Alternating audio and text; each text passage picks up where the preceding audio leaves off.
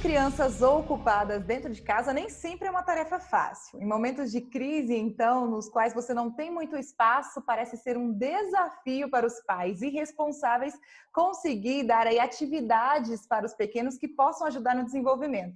Mas saiba que é possível sim pensar atividades, às vezes em pouco espaço, e até atividades que possam contribuir para que essas crianças cresçam cada dia mais desenvolvidas e que tenham uma educação de qualidade.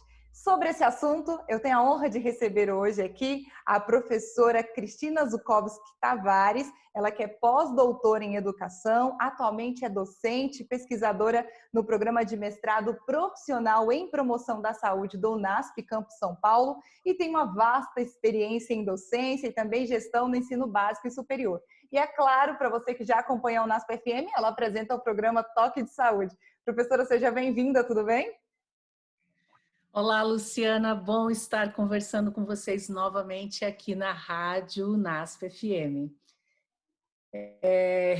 Conversar sobre o desenvolvimento das crianças, sobre como está sendo esse período agora nas famílias, na quarentena, nesse período em que as aulas foram suspensas, não apenas no nosso país, no mundo inteiro, né? Nós temos milhões de crianças e adolescentes em fase escolar que estão dentro de casa. E é claro que isso muda totalmente a nossa rotina. E nós precisamos nos adequar e nós precisamos estar estimulando ali as atividades que serão desenvolvidas nesse período. Muito bom, professora. Já que a gente está falando de todo esse período, qual que é a importância de refletirmos, discutirmos, conversarmos sobre esse assunto educação no meio familiar? Olha, a família sempre teve um papel muito importante na educação, com certeza, tem um papel central. É claro que, como professores, como educadores, a gente não pode tirar assim um papel central que tem o efeito escola no desenvolvimento, na aprendizagem de cada criança. Eu não posso, como professor, exigir que todo o desempenho, que toda a proficiência, seja ela positiva ou não, seja resultado apenas do trabalho da família. É um esforço conjunto. Então, é muito importante que, nesse momento, as famílias estejam muito ligadas às orientações da escola. Então, eu posso ter meu filho numa rede educacional, confessional, numa rede privada, posso ter meu filho na rede pública, por exemplo, municipal, estadual, aqui da cidade de São Paulo. Todas essas redes estão providenciando informações que são muito pertinentes. Então, nós precisamos estar conectados, seja por um celular, não conseguir acesso, vou perguntar para a vizinha, vou pedir para que alguém auxilie, às vezes os próprios filhos, né, os adolescentes que estão em casa, as próprias crianças têm mais facilidade de localizar aquela informação que pode ser observada pela família daí como um todo. Mas os canais de comunicação precisam ser acessados, porque eu tenho que estar acompanhando o que a escola está tentando fazer junto comigo para o desenvolvimento dessas crianças e adolescentes. Precisa ser feito um trabalho em conjunto, então, né, professora, em parceria. Conjunto, parceria, com certeza. Às vezes, nessa parceria, os pais ficam tremendamente angustiados, porque dizem assim, puxa, mas eu não tenho informação suficiente, e se meu filho tiver uma dúvida que eu não saiba responder, eu acho que nesse sentido, os pais podem sentir até um pouquinho mais de paz, de alívio. Eu não preciso responder todas as dúvidas e questões que as crianças e adolescentes nos trazem, mas eu preciso ajudar a organizar esse espaço e esses momentos que eles terão, esses horários combinados, não é? Fixos de cada dia de atividades dentro de casa, de estudo. Isso sim, então esse combinado em família precisa acontecer, mas essas dúvidas mais específicas sempre vai ter algum professor em acesso remoto que pode enviar um e-mail, que pode enviar um outro contato, ou mesmo para a escola sobre alguma dúvida, ou ligar para lá. Então, eu não preciso assumir sobre a minha responsabilidade de ter que responder. Eu não sou exatamente o professor da criança, eu tenho o meu papel de pai e de mãe. Então, eu estou ali apoiando a atividade educacional, eu estou ali valorizando, eu estou buscando as informações que a escola está mandando. Muitas escolas estão mandando materiais impressos para as famílias. Às vezes o correio já chegou, às vezes não chegou. Então, chegando esse material, vamos valorizar e vamos organizar o nosso momento e o nosso horário dentro de casa para que isso possa começar a acontecer de verdade.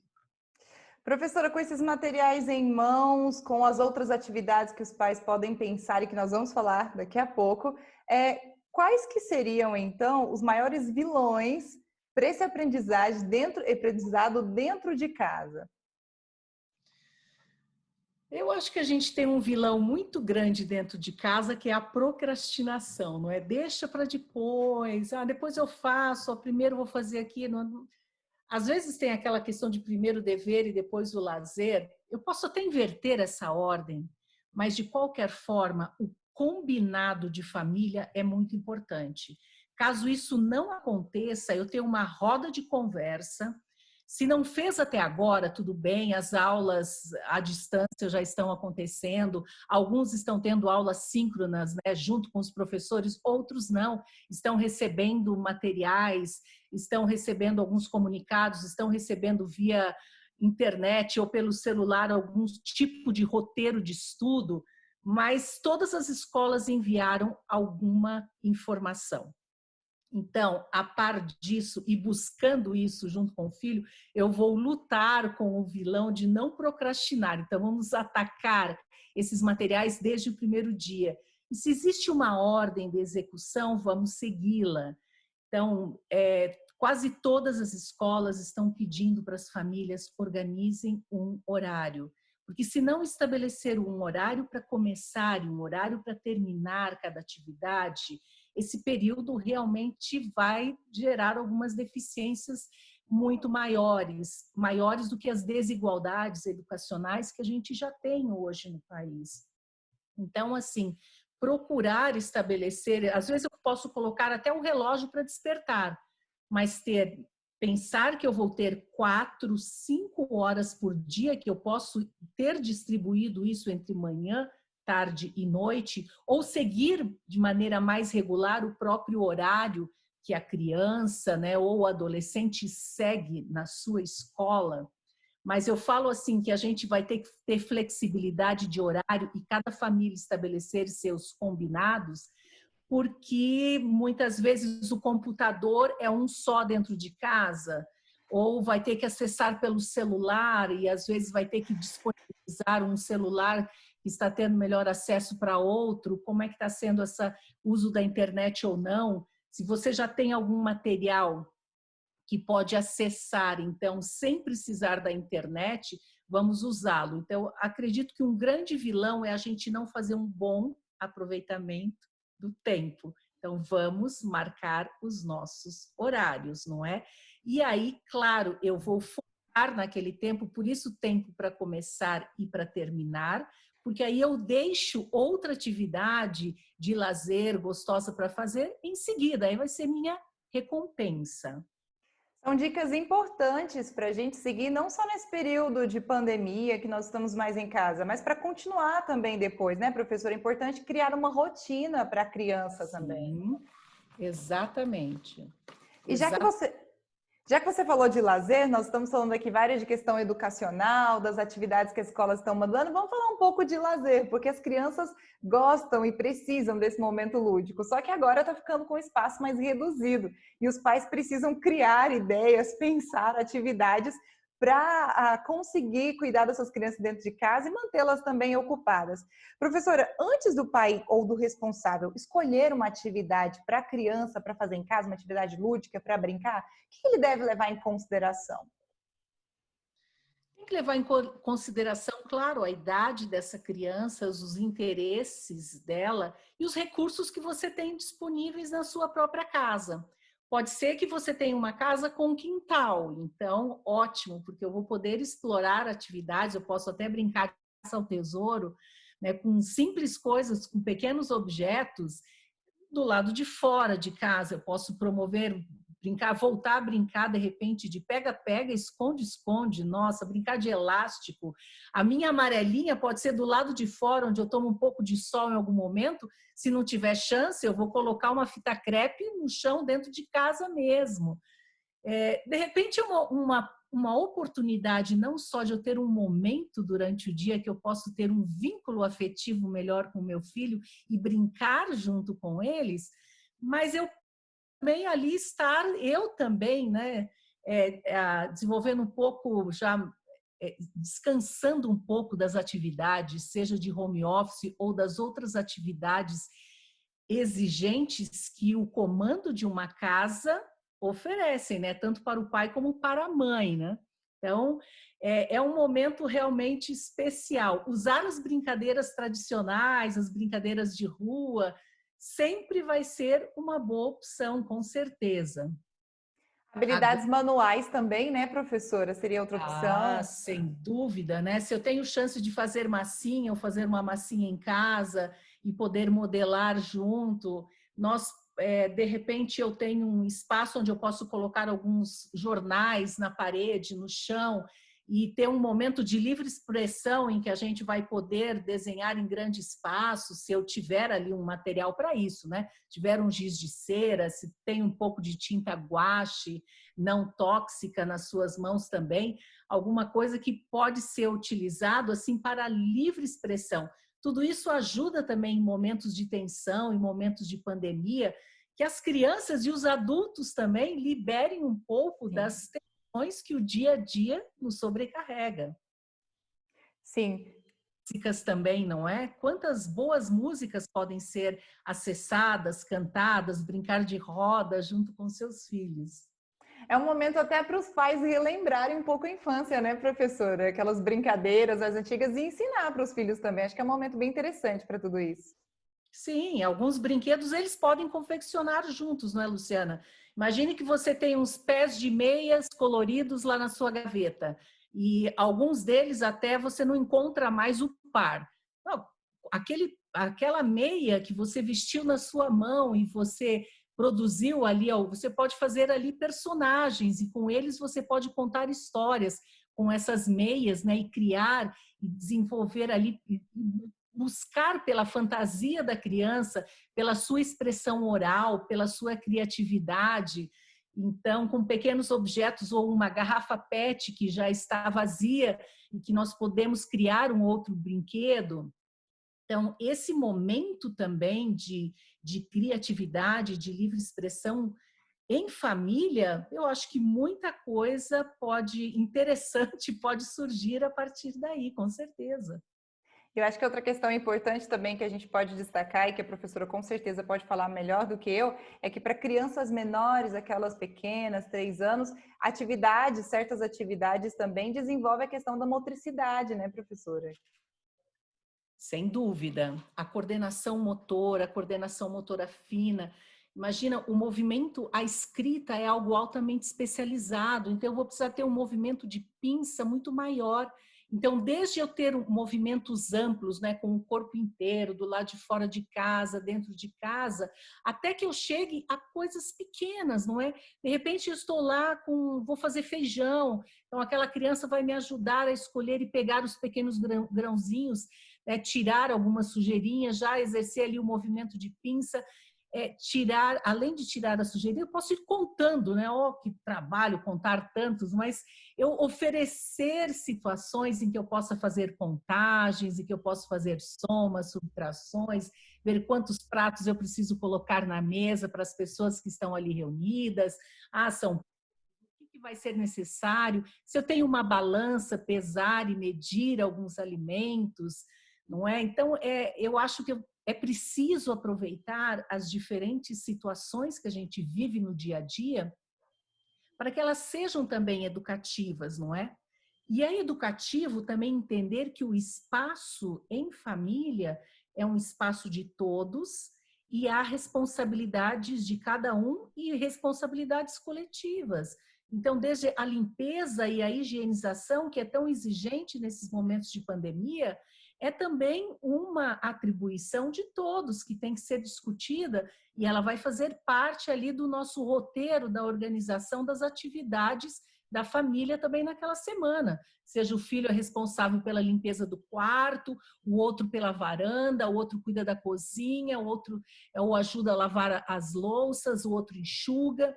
Então, assim, nós precisamos, a família é uma grande cooperativa e nós precisamos fazer os combinados e eu acredito que pelo menos uma vez por semana a gente sentar e avaliar os combinados que nós fizemos.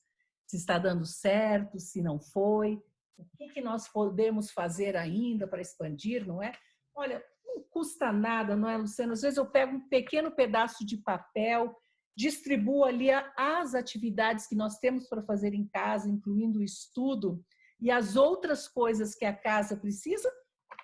Quem nós temos aqui em casa? Quem vai fazer cada coisa? Depois, pegar um pequeno papel também, a gente tem que ter o horário de cada um. É o horário da Luciana, é o horário da Cristina, segunda, terça, quarta, quinta e sexta. O que nós vamos fazer das atividades que pertencem a todos nós dentro da família e das responsabilidades do meu trabalho, do seu estudo, do meu estudo também. Como isso será distribuído, não é? São momentos, assim, importantes, não é? Mas que podem aproximar os nossos vínculos familiares também, e muito. Muito bom, são dicas e aqui aconselhamentos, podemos dizer, para você, que você pode levar, inclusive, para um momento pós-pandemia. A questão de planejamento, de organização familiar, isso tudo é muito interessante. Outra questão muito importante, professor, às vezes a gente tem um mito com relação à leitura. Tem aquela sensação de que é algo chato, de que é algo cansativo, obrigatório. Como que a gente pode aproveitar esse momento, os pais principalmente, para inserir essas crianças de diferentes idades nesse ambiente da leitura de uma forma prazerosa? Luciana, você tocou num ponto muito importante, viu? Muito importante.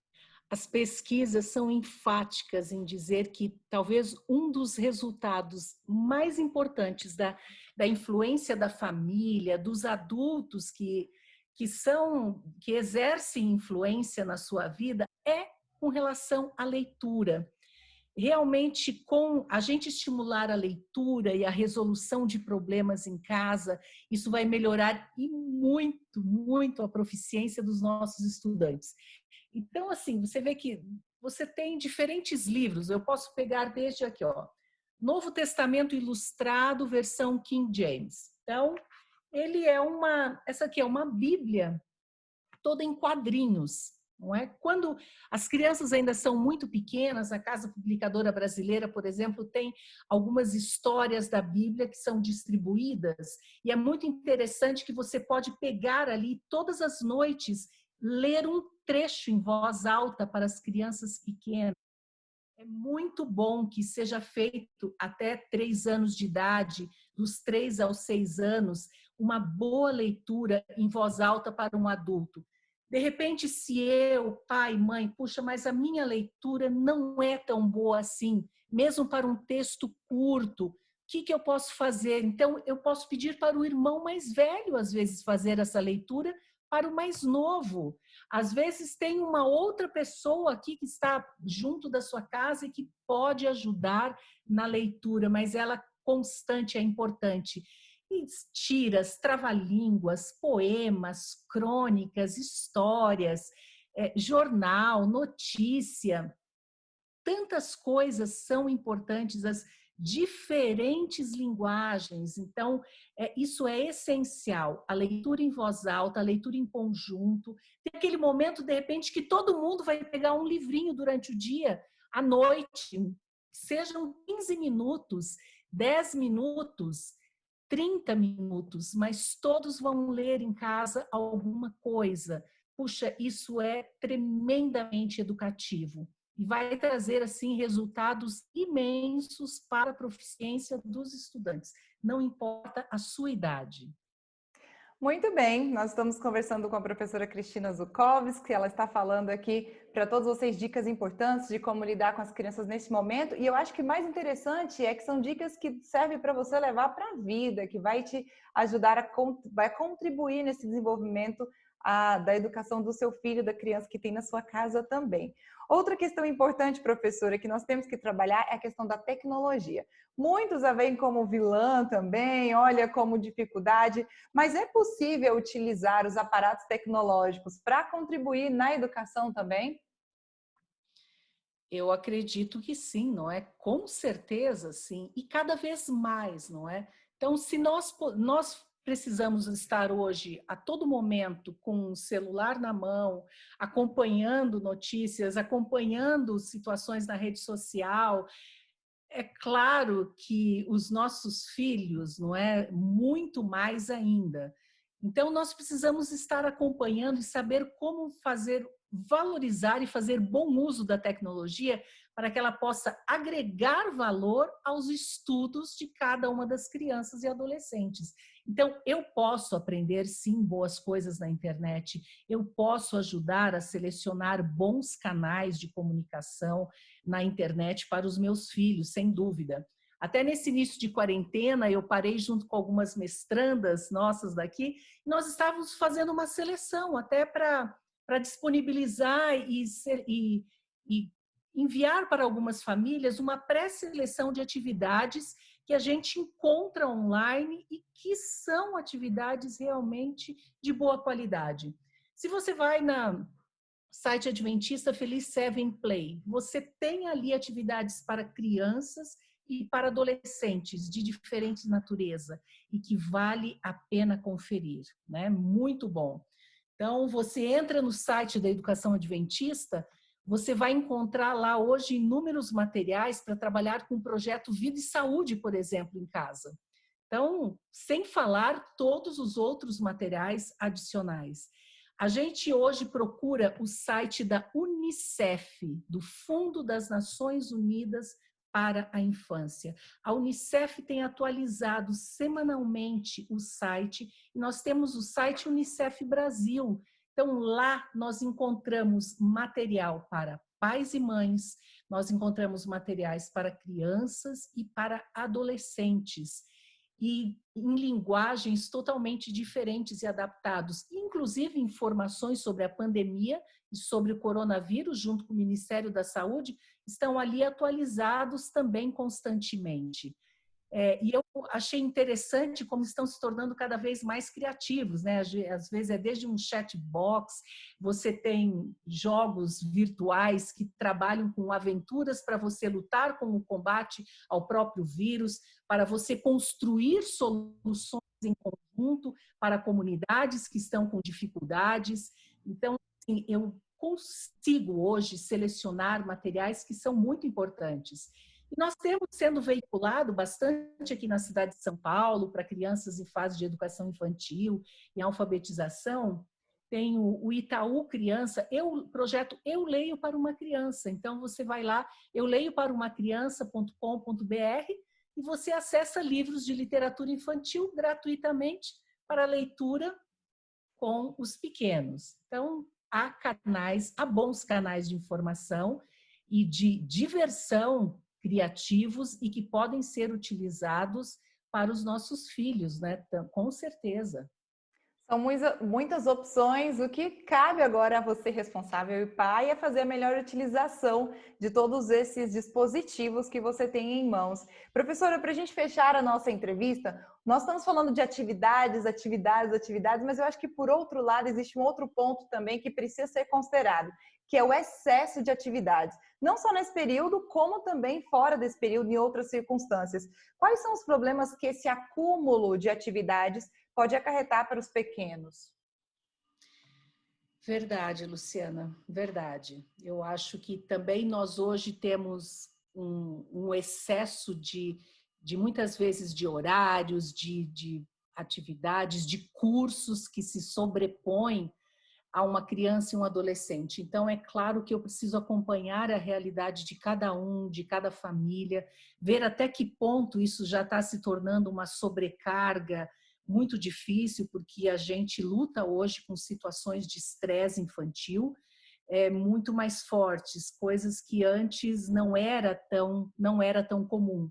Talvez porque o contraponto e o equilíbrio das nossas atividades, tendo também brincadeiras, tendo aquele momento quietinho, que às vezes a criança ou adolescente ainda quer um pouquinho de colo, quer ficar perto do pai e da mãe, não é?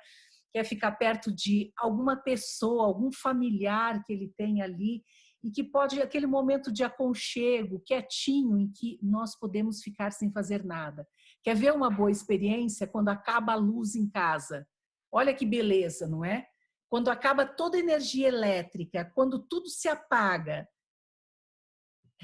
restamos nós, né? Nos olhando um para o outro, conversando quietinhos, de repente podemos, né, relembrar tantas coisas juntos e viver momentos especiais em que está tudo em silêncio novamente. Então, isso também é necessário no nosso dia a dia, não é? Nós ficarmos quietinhos conosco mesmos, não é? E às vezes quietinhos também em pequeno grupo, né? E deixar um pouquinho o excesso de atividades. Eu não preciso, se aquilo naquele momento já está sendo um fardo difícil de suportar, eu posso parar e dizer assim, olha, não está dando hoje. Pronto, vamos nos permitir, continuamos no dia seguinte. Muito bem, eu conversei com a professora Cristina Zukovski Tavares, que é pós-doutora em educação, atualmente é docente e pesquisadora no programa de mestrado profissional em promoção da saúde do UNASP, Campus São Paulo, e tem uma vasta experiência em docência e também gestão do ensino básico e superior. E também apresenta o programa Toque de Saúde. Vamos aproveitar para fazer uma propaganda, né, professora? Convidar Isso todo mundo para acompanhar. Esse é o seu momento. Isso mesmo, vamos convidar todos a acompanhar o programa Toque de Saúde, não é? Que é um projeto de extensão universitária do programa de mestrado em promoção da saúde do UNASP e que é veiculado todos os domingos, não é? Ao vivo, às 7 horas da manhã. Eu até segui a orientação de vocês, Luciana, eu baixei no meu celular o aplicativo Mob Abert. Aí eu coloco lá, Rádio FM UNASP, então, e facilmente eu acesso com uma qualidade de som também melhor para ouvir ao vivo a Rádio UNASP. Mas mesmo assim, os programas que são gravados pelo Toque de Saúde, eles ficam nos podcasts, na plataforma, na própria rádio, né? Então, nós podemos lá acessar as diferentes temáticas que nós conversamos, porque é um bate-papo para melhorar a nossa qualidade de vida, o nosso bem-estar, conversando com os professores, né, conversando com pesquisadores. Isso é muito, eu acho que é muito importante para todos nós, não é? É bom para as famílias, é bom para os professores, é bom para os pesquisadores. Com certeza. E você pode acessar no site radionasp.com.br.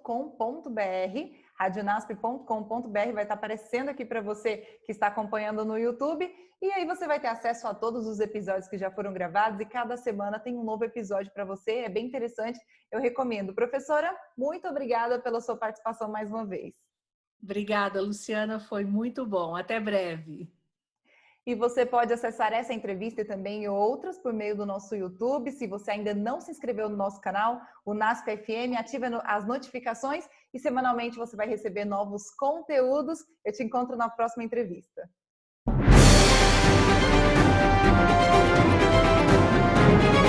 Música